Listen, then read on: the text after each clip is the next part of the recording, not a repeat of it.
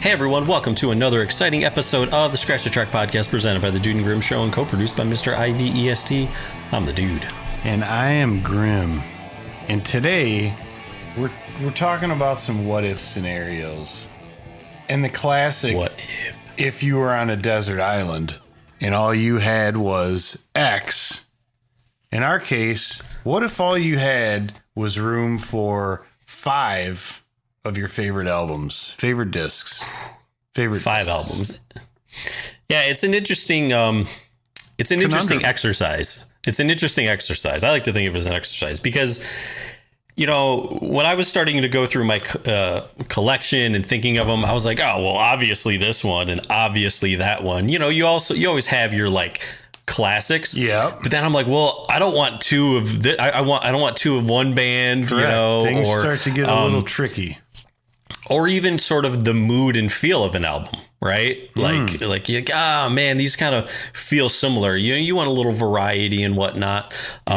So I don't want to say my list is necessarily my 5 favorite or what I even think is the 5 best. But man, you got to think about like these are the ones you're gonna have to listen to.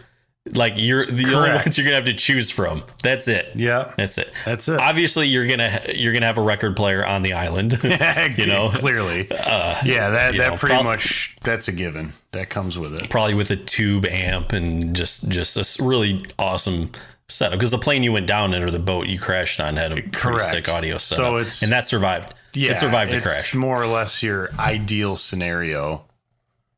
Mm-hmm. And I think, Grim, actually, I want to give a shout out to one of our listeners / viewers, Taylor.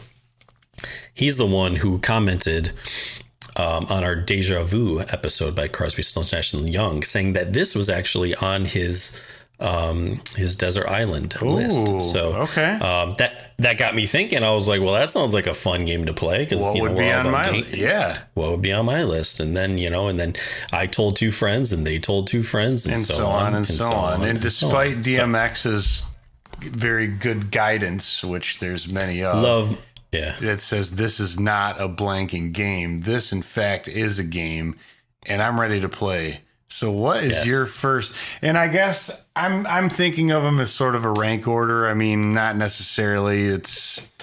But what do you want to talk about first and why?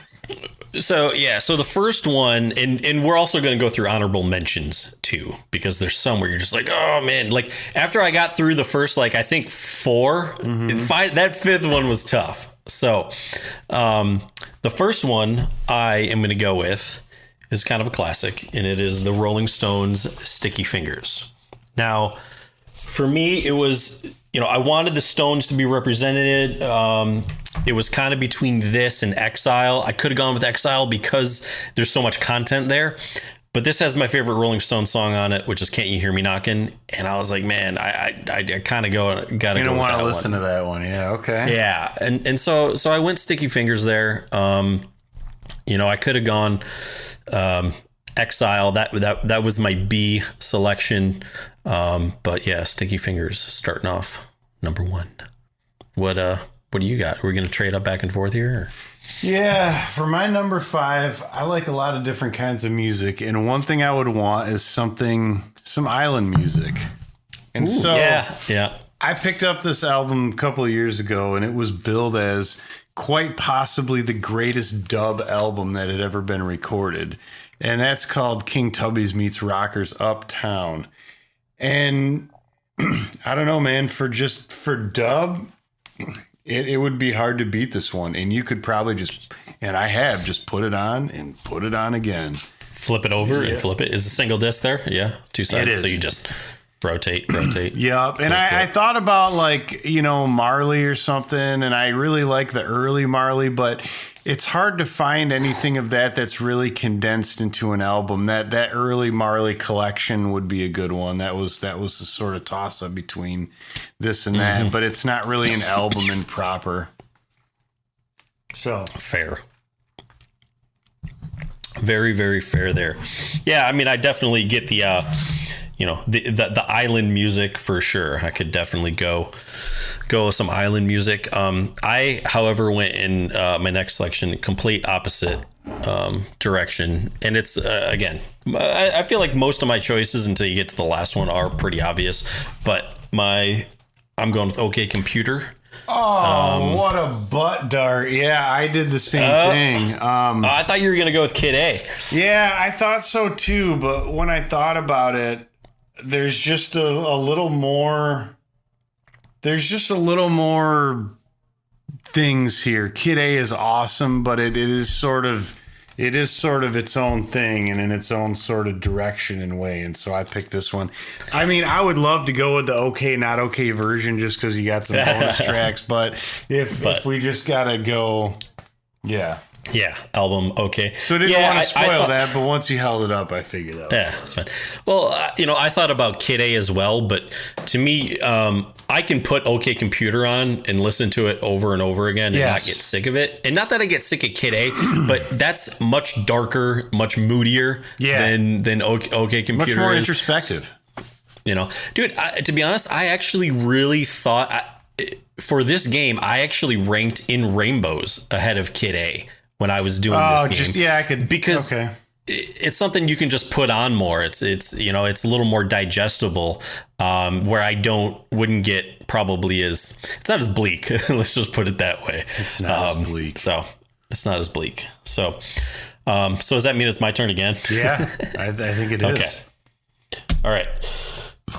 I am going to go with another classic. And that's the Beatles' Abbey Road. Ooh. Because it's Abbey Road, dude. And Great choice. I thought about some other Beatles albums, but again, I felt like I feel like this is sort of their most cohesive album. When I looked at sort of the, I guess what I would say going from their psychedelic period on. And the one that I listened to the most, I love the whole second half of it, just all flowing into each other. I think that's just a really nice thing. And I like your the places favorite it goes. Beatles song ever, which is Her Majesty. Of course. Or the end. Yeah. I Want You, She's So Heavy. But man, makes me want to listen to that album again. All right. So Abbey Road, that's where I'm going. Okay. My number 3. Yeah. Some would call it the Holy Grail, at least of record collections. And that is Koyaanisqatsi, the full version with all the songs. Because while it's a lot of things, it's not always dark, it's not always moody or introspective, but it just has a lot there. It just is. I like non-rock music, I guess, something that classical. I wouldn't want to completely lose that. And so this is my choice for my classical selection on my desert island. Right. Okay. I love how your choices are all over the place and mine are just like the obvious classics. So another obvious classic that I can't say I'm actually surprised by that, but another obvious classic, number 4, Dark Side. The thing is, man, it's the best album of all time, in my humble opinion, in my expert opinion. It does have its darker moments, but to me, there's something beautiful about it. But what I really like is, I feel like if I'm on this island, man, like maybe you would in most movies and shows, it's like, dude, people want to get off the island, right? Yeah. Maybe listening to an album like Dark Side of the Moon, you're like, man, you know what? Maybe I should just stay, because it kind of brings up a lot of the elements in our world and in life and the craziness that are, you probably wouldn't have to deal with a whole lot of that on the island. Like, I imagine time goes pretty slow if you're the only one there. Yeah. Again, don't have to probably worry about money too much. Probably not. And it just, so I just thought Dark Side would, I don't think I would want to never be able to listen to that record again. And so that's why I'm going Dark Side. Yeah. Okay. I totally respect that. Mm-hmm. My number 2, I went to sort of a more obvious rock one. And if you don't see anything, that's because it only says the Beatles there, because it is what is known as the White Album. And this, to me, There's nothing on the back either. This to me is like it's all white. When I first started listening to records, that was just one that my dad had, and that became like sort of my favorite one, just because it was different and interesting, and it's got a lot of variety. I'd probably wear out Revolution number 9 just from listening to it so much because it's so awesome. But scratch that one. Yeah. So I considered again when I chose Abbey Road, just like with Sticky Fingers. Part of me, I thought about Exile. I thought about the White Album just because it's like, man, in this game, man, you're getting content, like, right? Oh yeah, like it's double disc. You're getting content. I think the thing that sort of maybe pushed me away a little bit is, there's one Revolution 9. I was like, yeah, I don't know. And then I think there's some songs like for me, the second half of disc 2 just isn't as strong, and so it just doesn't have some of the classics that I love. I mean, disc 1 absolutely, and then there's some selections on disc 2 that I enjoy and really like, but there are some, like, for me, some weaker moments. I know there are some weaker moments, so I went with Abbey Road. But is it my turn to do the last one now? Yeah. All right, well, this is my number 5. And Grim, this probably won't surprise you too much, but it probably will surprise a lot of other people. But I'm going with the Thin Red Line original motion picture soundtrack by Hans Zimmer. This is my favorite soundtrack of all time. I think it's beautiful. I love sort of the feel and the moodiness of it, but it also has that, one of the songs on there, I forget the name of it, I believe it's the last song, where it does have like the island singing and chanting, and I think that's pretty cool. So that does get, kind of checks the box of the island feel and everything. but I wanted something that wasn't just like, sort of rock music, right? Where it did have a little variety. Something orchestral. So that's why I had to include that one. Okay. What do you got? Number 5, Grim. Well, I guess I was going in reverse order. So for me, this is actually number 1. I don't know. Doesn't matter. Order doesn't matter. Dude, Bitches Brew. I mean, since I've known about it, I can guarantee you I've listened to probably something off it or inspired by it more days than I haven't. Just like that album has just been an absolute sort of turning point for me with music altogether, and the idea of what music even is.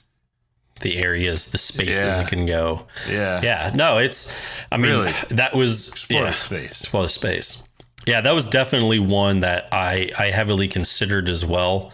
I think for me, I'm not always in the mood for it, or I need to be a little more in a special mood.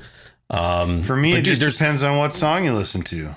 That's sometimes I want Spanish Key. Sometimes I want Pharaoh's Dance. That's fair. Sometimes I want to run the fucking voodoo down with Miles.